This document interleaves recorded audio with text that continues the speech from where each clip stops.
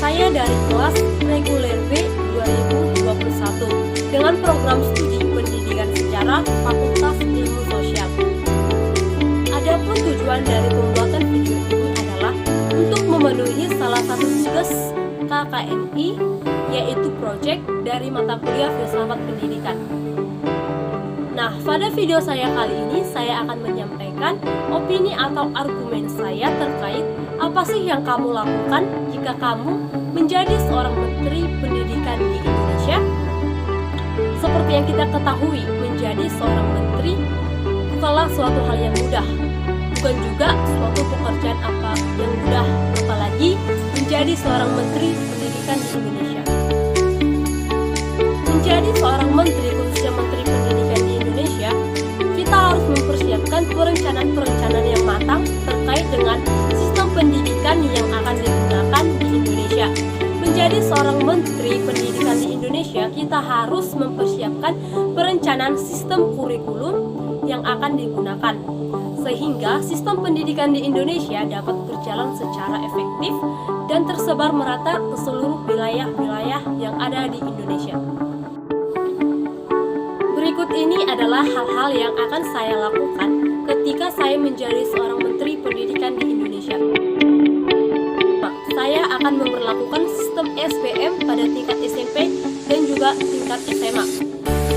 Seperti yang kita ketahui, di Indonesia hanya ada satu SBM, yaitu SBMPTN, yang dimana siswa-siswi yang hendak melanjutkan pendidikannya ke jenjang perguruan tinggi negeri, mereka harus melewati yang namanya dengan SBMPTN.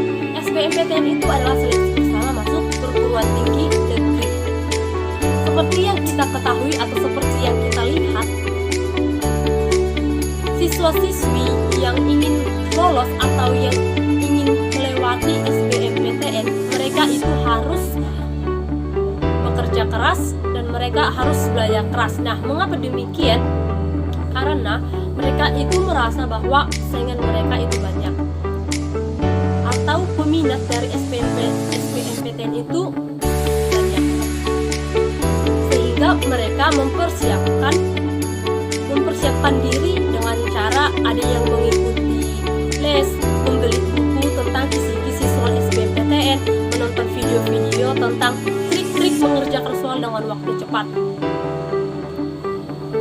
Jadi, jika hal itu diterapkan pada tingkat SMP dan juga tingkat SMA, otomatis minat atau motivasi mereka untuk belajar juga akan semakin tinggi, karena mereka juga akan merasa bahwa saingan mereka itu banyak, sehingga mereka itu harus bekerja atau belajar keras supaya mereka dapat bersaing untuk dapat masuk ke sekolah menengah pertama dan sekolah menengah atas yang mereka impikan.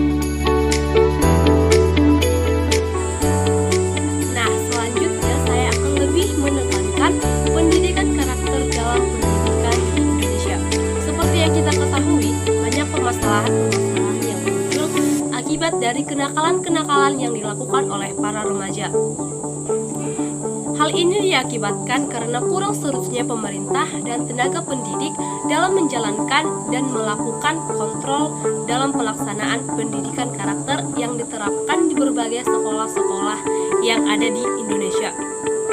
Memang membentuk siswa yang berkarakter itu bukanlah suatu upaya yang mudah dan cepat prosesnya. Karena itu, dengan adanya pendidikan karakter, para personil sekolah, orang tua, dan juga anggota masyarakat dapat membantu anak-anak mereka dan juga remaja yang ada di lingkungan sekitar rumah mereka agar memiliki sifat peduli, berpendirian, dan juga bertanggung jawab. Ada 5 unsur yang harus dikembangkan untuk membentuk karakter yang baik, yaitu sikap, emosi, kemauan, kepercayaan, dan juga kebiasaan.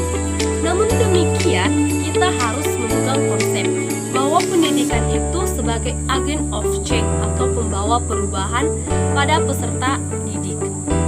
Kita harus mengubah karakter kita yang lebih baik dan mengembangkan karakter menjadi yang lebih baik lagi. Saya juga akan menyempurnakan kurikulum yang sudah ada tanpa tanpa harus menggantinya dengan yang baru. Seperti yang kita ketahui, sekarang ini kita menerapkan sistem kurikulum 2013. Dan kurikulum 2013 inilah yang akan saya fokuskan dalam dunia pendidikan di Indonesia ini. Karena menurut saya, kurikulum 2013 ini sangat baik. Karena kurikulum ini menjadikan siswa lebih aktif, mandiri, dan juga kreatif. Ditambah lagi dengan adanya nilai-nilai keagamaan yang terkandung dalam sistem kurikulum 2013 dapat menjadikan siswa lebih berakhlak. Nah, hal-hal itulah yang akan saya lakukan ketika saya menjadi seorang Menteri Pendidikan di Indonesia. Sekianlah hasil dari penjelasan saya. Jika ada kata-kata saya yang salah dan kurang berkenan di hati teman-teman sekalian, saya minta maaf. Terima kasih.